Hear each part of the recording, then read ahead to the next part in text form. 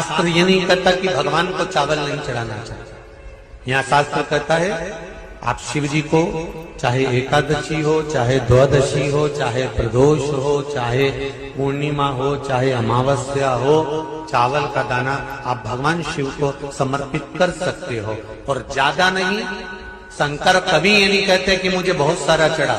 शंकर जी की कथा कहती है कितना, मात्र एक चावल जितना एकादशी के दिन भगवान का ओम नमो भगवते वासुदेवाय का जाप करें या अपने गुरु मंत्र का स्मरण करें, जाए जो मंत्र आपके हृदय में समाहित हो, श्री शिवाय नमस्तुभ्यम, ओम नमः शिवाय, राम कृष्ण शिव, जो मन पड़े उसका भजन करें, पर दिल से करें। जितनी देर करते बने उतना देर करो। माला पकड़ने की भी जरूरत नहीं कि माला पकड़ के बैठो, तो घटकी जिब्या से जप लो नहीं जी वही उत्तम ही पूरा हो जाए, वही बहुत है। रणों की सैया पर पड़े हुए भीष्म पितामह ने पूछा था भगवान कृष्ण से, कन्हैया मैंने जितना पुण्य करा शायद दुनिया में किसी ने करा होगा, मैंने जितना दान करा वो दुनिया में शायद किसी ने करा हो, जितनी मैंने एकादशी का व्रत करा वो एकादशी भी दुनिया के किसी व्यक्ति ने नहीं करी हो, और जितनी मैंने गौ माता की सेवा करी उतनी गौ माता की सेवा भी दुनिया में किसी ने नहीं करी हो। भीष्म पितामह की 26 गौशाला थी, 26 गौशाला, और जितनी 26 एकादशी होती है उस एकादशी के नाम पर भीष्म पितामह की एकादशी की गौशाला थी। कामा गौशाला, निर्जला गौशाला, मोक्षदा गौशाला, और जो एकादशी पड़ती थी उस एकादशी पर भीष्म पितामह उस गौशाला में जाते थे और गौ माता की सेवा करते, तो गाय को भी फरियाल कराते और खुद भी फरियाल करते। तो मेरे बराबर कोई ने गौ सेवा करी, ये भी किसी ने नहीं करी। और एक बात आज तक समझ में नहीं आई रे कन्हैया, कि मुझे ये समझ में नहीं आता कि मैंने पाप कौन सा करा था जो मुझे बाणों की सैया पर लटका गया। भगवान कृष्ण ने कहा, पितामह जी आपको तो ज्ञान के चक्षु दिए गए हैं, आप ध्यान लगा कर देखिए कि आपने पाप कौन सा करा। मैंने तो पुण्य ही पुण्य करा। भगवान ने कहा अपने 48 जन्म पहले जाइए। भीष्म पितामह ने ध्यान लगाकर 48 जन्म पहले प्रवेश करा। 48वें जन्म पर भीष्म पितामह सुंदर आनंद से एक नगर के पुण्यमय राजा थे। एक बार गंगा नहाने जा रहे थे, पूरी सेना के साथ में, पूरे काफिले के साथ जा रहे थे।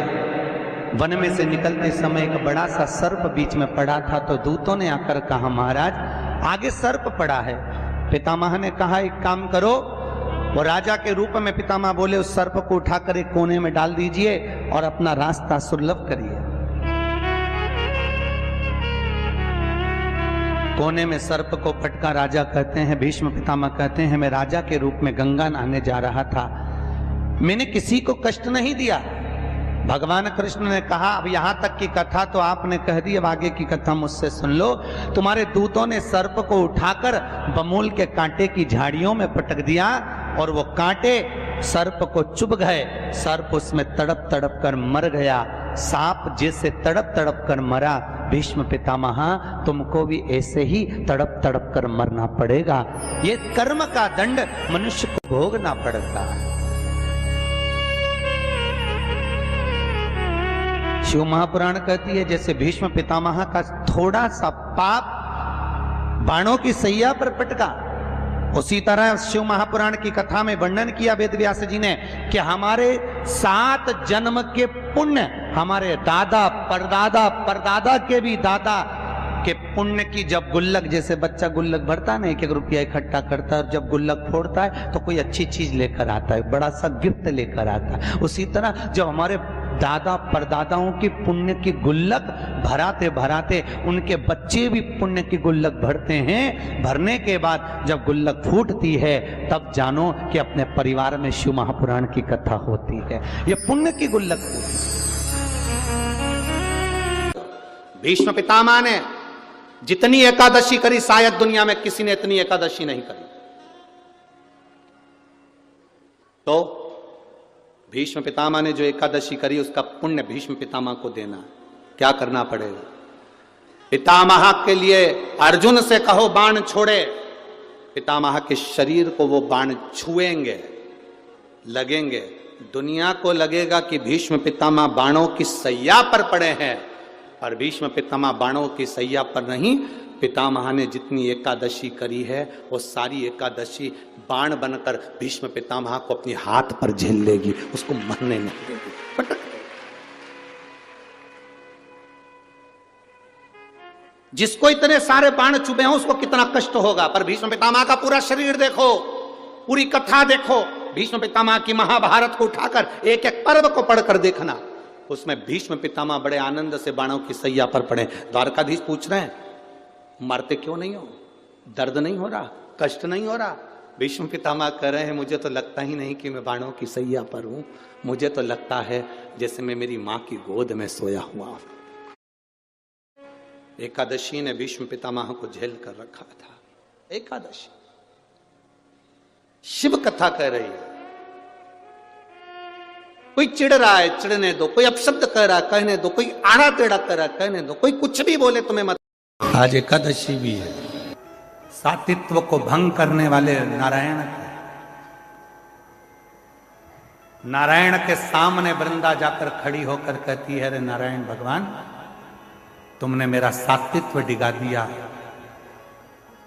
जैसे शिव जी की पत्नी सती जलकर भस्म हुई थी वैसे ही आज मैं भी भस्म हो जाऊंगी। राख का ढेर बन गई वृंदा, राख का ढेर।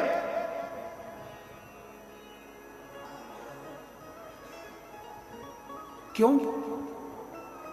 दुनिया के लोग कहते हैं भगवान शंकर भस्म धारण करते हैं, उनके भस्म को देखकर एक बार भगवान नारायण ने भी मुस्कुरा दिए थे और कह दिए थे इस भस्म में ऐसा क्या है।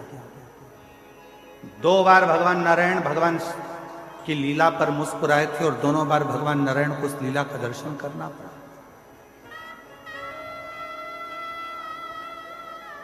शिव के तन पर चढ़ी हुई भस्म, माता सती के शरीर की चढ़ी हुई भस्म देखकर भगवान नारायण सुदर्शन चलाने से पहले हंस दिए। भगवान आपके तन पर भस्म, नारायण मुस्कुरा दिए। शिव जी मन में सोचे नारायण जिस दिन इस भस्म को चढ़ाओगे तब मालूम पड़ेगा कि भस्म में है क्या, इस भस्म में क्या है, उस दिन आपको मालूम पड़ेगा कि भस्म है क्या। ऐसा मौका नारायण भगवान के पास कभी नहीं आया कि भगवान नारायण भस्म चढ़ाए, पर एक मौका आया जब जलंधर की धर्म पत्नी वृंदा अपना सातित्व भंग होने के बाद अपने शरीर को जलाकर भस्म कर देती है, राख का ढेर बन जाती है।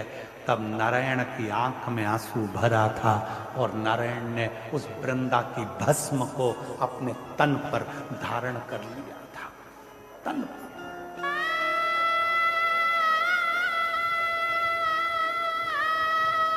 तन पर भस्म चढ़ी है। लोग कहते हैं भगवान शंकर के तन पर भस्म थी। शिव महापुराण, स्कंद पुराण, कुर्म पुराण कहती है कि भगवान नारायण के तन पर भी भस्म थी। शिव ने सती की भस्म धारण करी थी और भगवान नारायण ने वृंदा की भस्म धारण करी थी। और जो सती माता भस्म के रूप में प्रकट हुई उससे बेलपत्री का वृक्ष उत्पन्न हुआ, और जो वृंदा भस्म के रूप में प्रकट हुई नारायण के स्पर्श से वो तुलसी का पौधा के रूप में प्रकट हुआ। भस्म साधारण, तन पर शिव के भस्म है। लोग कहते हैं केवल क्या देवादिदेव महादेव 33 कोटि देवता में केवल एक शंकर ऐसे हैं जो भस्म लगाते हैं, शंकर ऐसे हैं जिनको भस्म चढ़ती है। भगवान नारायण ने भी अपने तन पर भस्म धारण करी थी, बस अंतर इतना है शिव सती की भस्म लगाए थे और नारायण वृंदा की भस्म लगाए थे। वृंदा की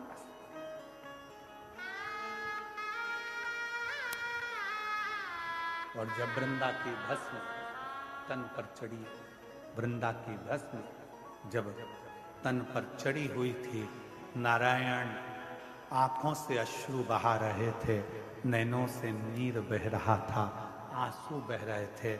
तब किसी ने सूचना करी भोलेनाथ के पास में, नाथ विश्वनाथ, नाथ, सोमनाथ, नाथ, केदारनाथ, नाथ, अमरनाथ, नाथ, नाथ, नाथ कहते हुए जब शिव को पुकारा, शंकर भगवान के नेत्र खुले। क्या हुआ? अभी तो मैंने जलंधर को समाप्त किया और जलंधर को समाप्त कर कर मैं साधना में लीन हुआ और तुम मुझे पुकार रहे हो। क्या हुआ? नाथ, नाथ, वृंदा जलकर भस्म हुआ। भस्म? हाँ। शिव कहते हैं वो भस्म कहां है? कहा वो तो नारायण ने धारण कर ली। नारायण? भगवान कहते हैं उस स्वरूप का दर्शन मुझे करना है। उस स्वरूप का दर्शन मुझे करना है जिस स्वरूप में नारायण ने अपने तन पर भस्म चढ़ाई। दौड़े भगवान देव अधिदेव महादेव ने जाकर जैसे ही नारायण के शरीर पर वृंदा की भस्म दिख रही थी, शिव मुस्कुराकर कहते हैं नारायण आपकी आंख में अश्रु है, ये वृंदा की भस्म मेरे तन पर है।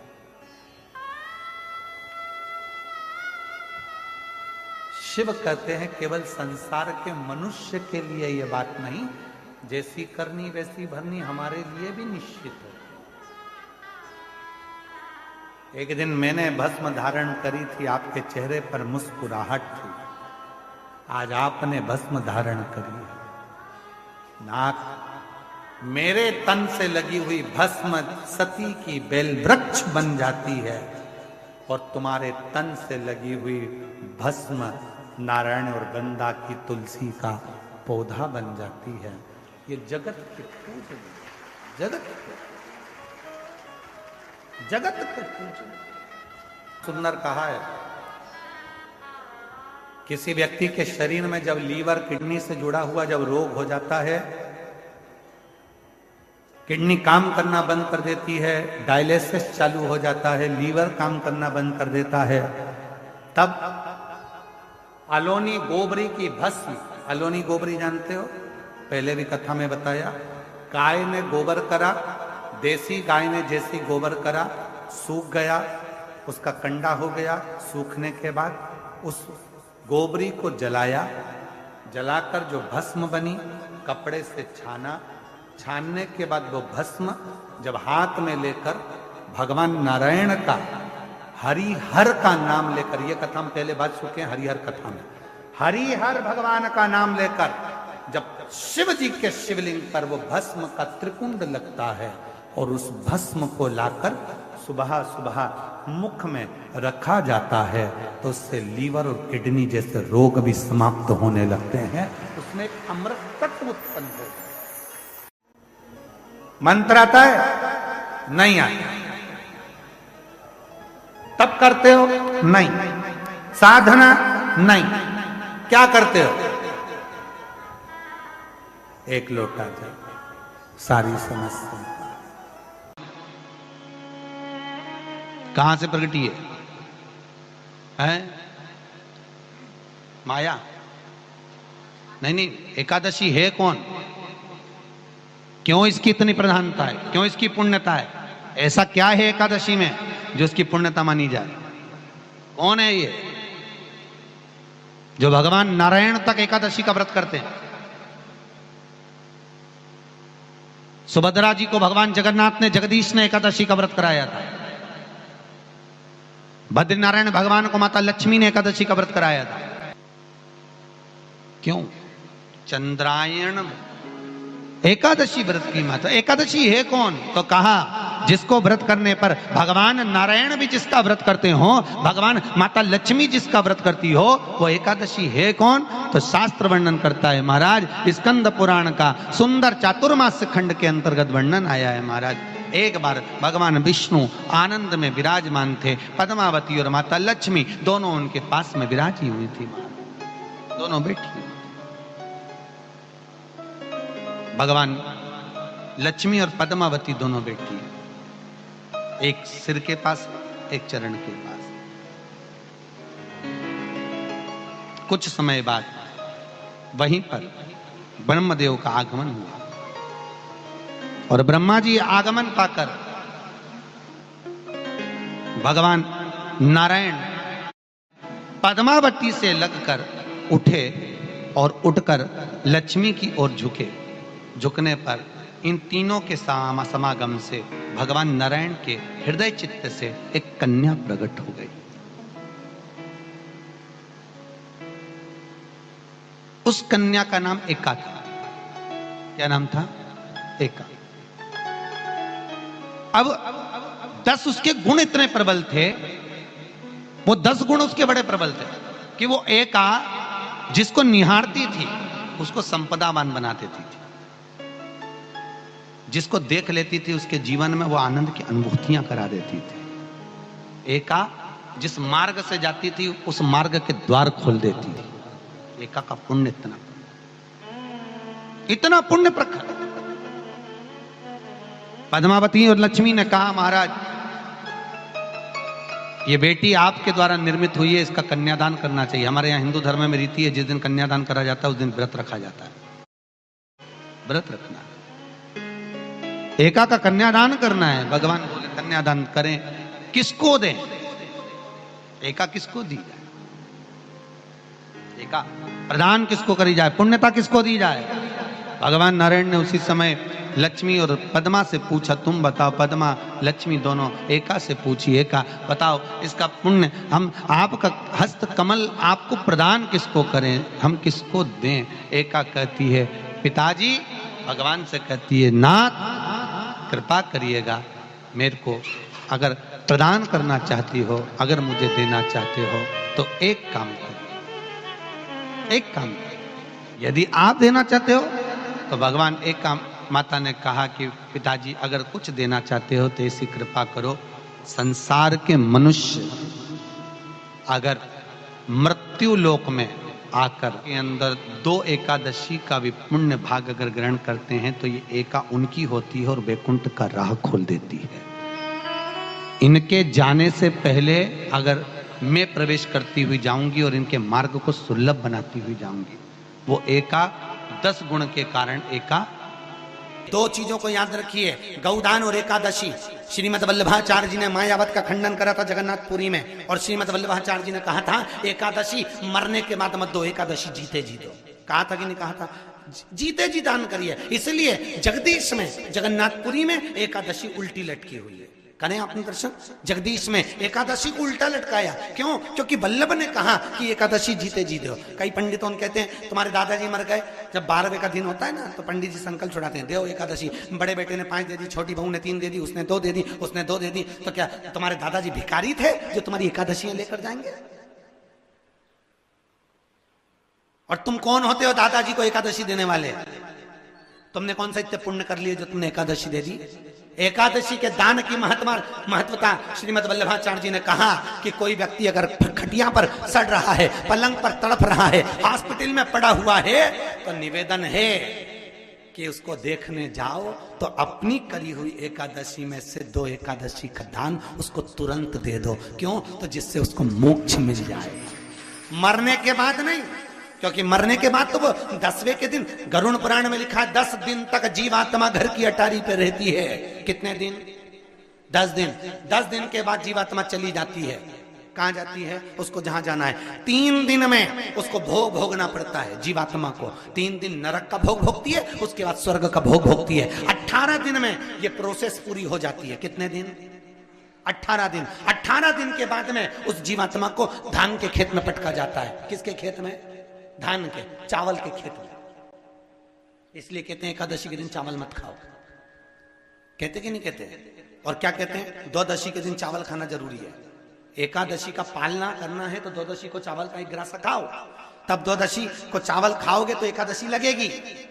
चावल नहीं खाओगे तो एकादशी नहीं लगेगी। द्वादशी को चावल खाना जरूरी है। क्यों कहते हैं? क्योंकि धान के खेत में जीव को छोड़ा जाता है, उस धान के खेत में, चावल के खेत में जीवात्मा रहती है। उसको चिड़िया खाती है तो चिड़िया के रूप में जन्म लेता है, मनुष्य खाता है तो मनुष्य के रूप में जन्म लेता है। इसलिए एकादशी के दिन चावल नहीं खाया जाता, क्योंकि एकादशी के दिन हम चावल खाएंगे तो जीव हत्या का दोष लग जाएगा। फिर कब खाना है? द्वादशी के दिन। द्वादशी के दिन क्यों खाया जाता है? क्योंकि हम एकादशी के व्रत करे रहते हैं और पहला घासा जब चावल का खाते हैं तो अपनी करी हुई एकादशी का पुण्य जितने जीव हमारे मुंह में जाते हैं उनको उसका पुण्य मिल जाता है और उनका फिर जन्म नहीं होता, वो तर जाते हैं, उनको एकादशी का भाग मिल जाता है। इसलिए कहते हैं एकादशी को चावल मत खाओ पर द्वादशी को